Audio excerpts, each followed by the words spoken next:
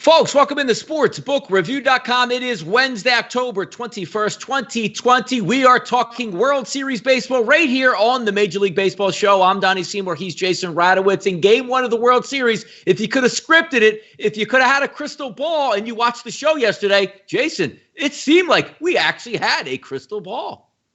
And it's funny because this is the World Series, and throughout the entire postseason, it got really difficult when you can't face against those trash cans of pitchers.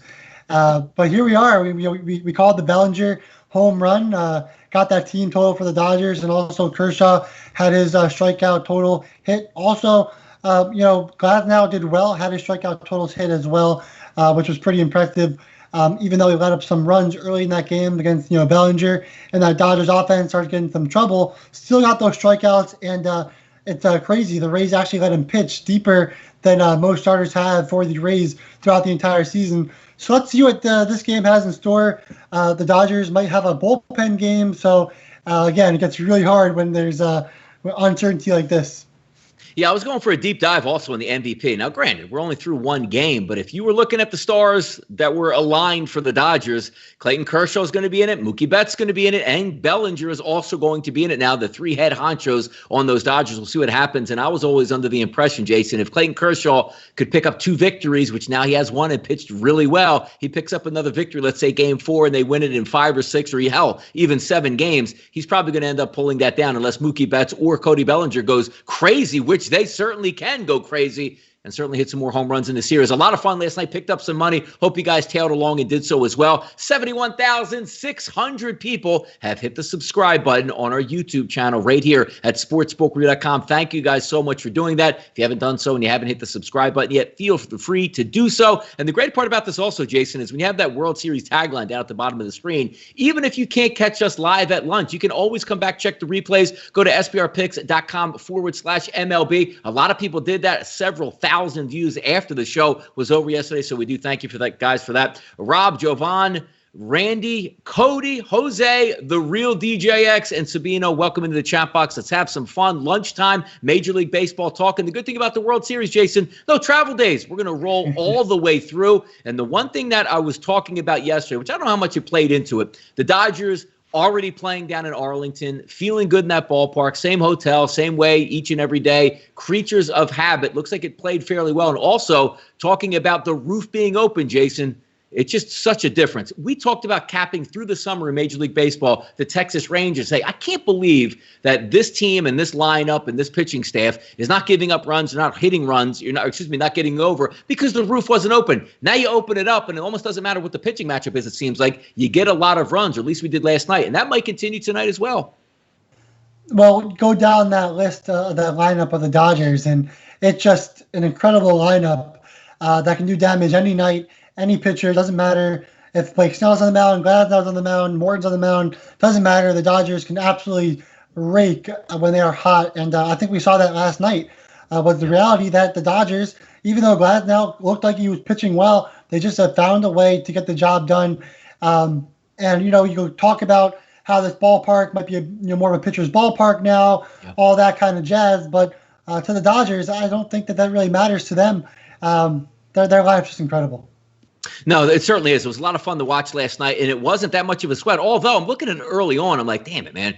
Got the Dodgers team total, not getting any hits out here. I got the over for the game, what's going to happen. And before you know it, that ball started to take off, home runs left the yard, Mookie Betts stealing second and third base, and it was on. The only one that didn't get over, I guess if you would have had the team total over for the Rays, even though they got close late in the game with 3. Let's get down to some business today and talk some Major League live action. 9:53, 9:54. Snell, the lefty on the mound, versus Gonsolin, the righty for the Dodgers. Now, on this series, I liked not to win the series outright, even though I do think that the Tampa Bay Rays have a legitimate shot here. Yeah. They have to pick up this game because even I like the Rays at the plus 1.5 for the series price. That was factored in still to me picking before. I thought that the Dodgers would win yesterday. Hence, I bet the Dodgers yesterday. That doesn't mean to say, well, why would you like the 1.5 in the series if you like Dodgers game 1? Thought Kershaw would have a good matchup. I thought he matched up well with that lineup for Tampa Bay, and it worked out. Now, tonight, this needs to be a Rays victory. And we take a look at the over-unders in this game. It's 8 across the board. But the big line movement here, Jason, opens up at SBR odds offshore at Pinnacle 148. I'm now seeing primarily 130s across the board. And you know what? I agree with that line movement here, Jason. That's the thing. I think in the World Series, I don't think I'm going to be picking a team to win a single game when it comes to my bets. It's so hard to really get down to the nitty gritty and say, yeah, this team is definitely going to win or this team's definitely going to lose. Especially when you have like a team like the Dodgers, they have some really good bats, but now could potentially have a bullpen game moving forward in this game. So I think the line movement is probably correct. Just for me, I just think I'm going to be sticking to potentially, team totals and player props, looking at those matchups that you'll be able to get maybe a hitter facing this pitcher twice at least, and I think that's the better way to go about in the World Series, looking at player props and team totals rather than picking a team to win in the first 5 or full game. That's where I kind of struggled throughout the postseason, was picking that winner in the first 5 or full game or first 3. So it's really hard, and I think that's what we're seeing is when people see plus money as high as the Rays were to start off, I think they're seeing, okay, well, maybe that's not the case. Maybe the Rays are better than this, and we can kind of bet that, and it goes right back down to being closer to a pick 'em than before. And I think that's how it's going to be throughout the entire series. The one guy that can really change that is Kershaw, and he did last night. But even then, there's only around plus 150 for the Rays side, of like around plus 145. I think the line movement was correct, but I don't think I'll ever be taking a team to win in the World Series this year. Yeah, it looks like the roof will be open tonight. Game time temperatures around 80 degrees, so it'll be nice, slight little wind blowing around that ballpark. We'll see how that impacts the game itself. But taking a look overall with the Dodgers, it's really, look, you're talking about a high-priced lineup that as is. And sometimes when you look at high-priced lineups, you say, well, you get a lot of big bats and not a lot of good defense.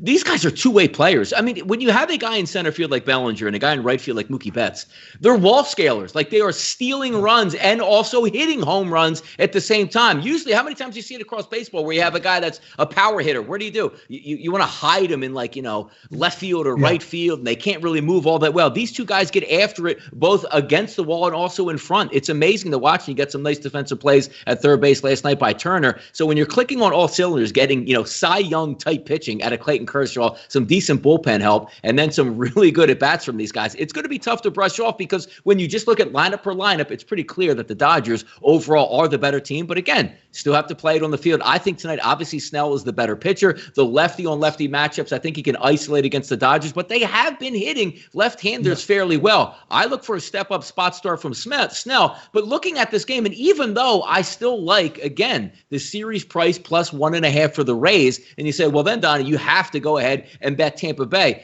Just because, seeing how it's going to play out, and I do think Tampa Bay wins, but you're right. You're trying to isolate situations that make the most sense. So the way I look at this game is saying, I do think Tampa Bay is going to win, but am I sure they're going to go out and beat the Dodgers? I would like to think so, but again, they're underdogs. They're not minus 130 in this game. They're plus, 125, 120, depending on where you're shopping at. The one play that I look at that I think makes the most sense, just like last night, I like the Dodgers took them, but I love the Dodgers team total. They blow that out. I think tonight, if the Tampa Bay Rays are going to win, Jason, it's not going to be 2-1. It's not going to be 3-2. They need to get 4+ runs in this game, which leads me right to Tampa Bay team total over 3.5 minus 115 here for me. And you have to hope that the Rays can get out early versus Tony Gonsolin.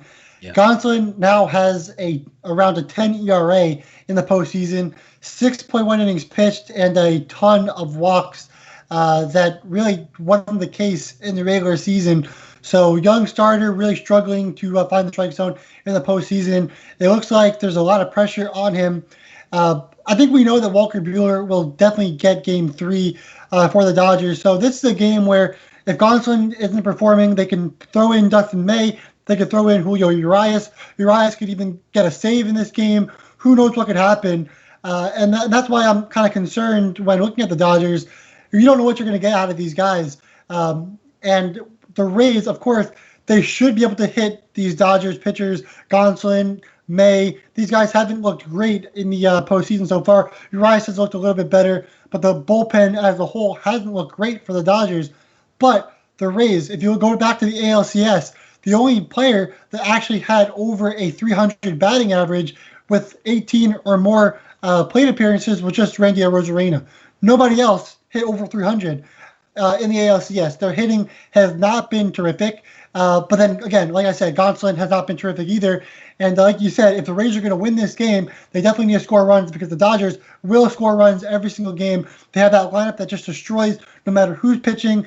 And they look confident. They look great. They look comfortable. And with that said, that's why I'm going with Mookie Betts over 1.5 on the total bases at plus 120. Of course, walks don't count as a total base, but I do think that he does some damage versus Blake Snell. Previously, as you guys know, Mookie Betts actually was playing for the Red Sox. And with the Red Sox, he did face Blake Snell, unlike all the other Dodgers hitters. So he actually, against Blake Snell, he batted 304. So he went 304, 1 home run, 2 doubles, 4 singles, 7 hits in 23 at-bats, also 3 walks. Only struck out twice against a pitcher like Snell, who struck out 12 batters per 9 innings throughout the entire regular season. Betts only struck out twice. So Betts, a guy that's going to be getting the top of the order, will be batting first. He'll get an extra at-bat or 2 in this game. And going up against Blake Snell, will definitely get 2, potentially maybe 3 at-bats versus Snell. He's already batting 304, has 3 extra base hits, only 2 strikeouts throughout his entire career versus Snell. I do like Betts to get at least a double in this game, maybe 2 singles, potentially a home run. And we talk about this all the time. We're talking about, maybe Mookie Betts can get this MVP award. Well, if he's getting the MVP award, he's not just hitting for a single and calling it a day. He's going to have to do some damage here, get 2 hits, maybe 3, get a home run, extra base hit at some capacity in this game. So Mookie Betts wants to ride the momentum and potentially get that MVP award. He's going to have to perform in all of these games. I like him in this spot versus Snell. So again, Mookie Betts over 1.5 on his total bases at plus 120. That's my official play for this game. Yeah, and also when you take a look at him trying to win the MVP, he's also in competition, again, as I said, with Clayton Kershaw getting that second win. If he pitches well in Game 4, he looks like he's going to be up there, and also Bellinger as well. So maybe you have that good little, Roger Maris type Mickey Mantle home runs. Like, hey, you go back and forth each day, Sammy Sosa and Mark McGwire. You push the other guy to be great, because if you see Bellinger with a solo home run in the third, what's Mookie Betts saying when he goes up to the plate the next few times? I think I need to drive one here in the gap or put one in the seats here to try to match my guy to try to get that MVP award. So a nice little healthy competition that can drive the Dodgers. Take a look at the game last night where the over-under was 7.5. And, I'm trying to weigh it in and say, we both factored on Clayton Kershaw bouncing back and having a nice start, which he did, which tends would go in the face of saying, well, then you like the over to see if they can get into 8 runs. But just the fact that you're right with the Dodgers lineup that they present, and also I can't say it enough, when these ballparks open up the roof in those warm environments, Arizona and Texas, you let the heat and humidity in, and that ball will fly out. And I get that same type feeling tonight, because even though I think Blake Snell is going to have a really good pitching performance, he has to go 8 innings, 1 earned run to try to lock that in. I don't think that's going to be the case. And one swing of the bat from the Dodgers, a leadoff walk and a 2-run home run, and there you go. I do like the over, not as much as I did last night on the 7.5, but again, I'm still going to press down on that team total for the Rays in this game. But I'm not under the guise anymore of saying, hey, you know what? If I'm going to get perfect hitting conditions, which I'm going to get tonight, I'm not going to buck the trend and say, well, I still think the game is going to go under. We see it time and time again. And also, when you're looking at these games, who is the home team in this game? The Dodgers. Not because they're playing in Arlington or back. The point I'm trying to make here is last year you would have the pitchers batting in these environments. Now you're not having those. You throw an extra batter. You take Clayton Kershaw out of the lineup and you throw in like Kike Hernandez in the 9 hole is the term we always like to say. This ball will travel. I think the game goes over. I think the Rays win. But again, my best bet tonight that I'm going to go with is the Tampa Bay Rays over the 3.5 team total minus 115. Jason, looking at this game, what are your best bets and bankers here that we could take a look at? Yeah, so I would lean towards the over as well. I think the Dodgers definitely score 4 runs or more. So I saw some people in the chat asking about over 4.5 runs at plus 115. I would much prefer over 3.5 at minus 145 or minus 140. But if you like that plus 115, number at 4.5. There is value there. I do think the Dodgers can definitely score that extra run to help their team total go over. But like you said, if the Rays are going to win this game, they will need to score multiple runs in this game to win. And when you have Blake Snell on the mound going up against Tony Gonsolin, this is a game where the Rays really have to win. But they don't really want to find themselves down 2-0 and start chasing against Walker Buehler moving forward in Game 3, and then potentially maybe Kershaw with a 3-0 sweep. Maybe they wouldn't. If they're up 3-0, maybe they wait for Kershaw Game 5 and just say, all right, we'll go bullpen Game 4, see what happens. Then Kershaw maybe a little bit more rest. But the reality is the Rays need a win with Blake Snell on the mound. And if they're going to do that, they're going to have to score some runs. So I definitely think this game goes over with help from the Dodgers and the Rays. But my official banker and best bet is Mookie Betts over 1.5 on the total bases at plus 120. It's on Bet365. I don't think DraftKings or FanDuel or some of those sites even have total bases, which is a shame because it is the World Series, and I think they should have more markets out there, especially for sites like DraftKings and FanDuel. But again, you can get this at Bet365 at plus 120. Just one double and you get it. A home run, you get it. Two singles and you get it. And I think Mookie Betts definitely goes 2 for 5 in this game, or at least gets an extra base hit in this game as well.